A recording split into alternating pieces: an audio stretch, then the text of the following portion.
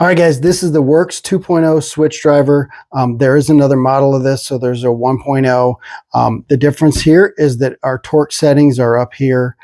So up here we have a digital readout, and we can change our torque settings here. So we can, and it has a memory as well.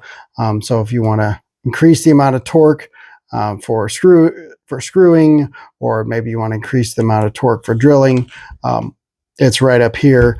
On the last one, it was down here. This thing has two speeds, first and second gear. First gear is 0 to 450 RPMs. Second gear is 0 to 1700 RPMs. So again, you're going to have more torque in that first gear.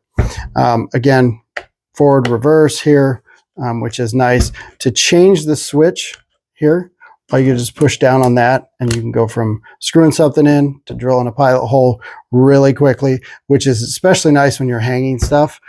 So I can drill my pilot hole, switch. There you go. I got my drill bit in here. I'm not trying to mess around changing everything out. Again, very easy to change these out though. Just pull forward, pull it out. Again, install it or put it in, pull forward, pull it out.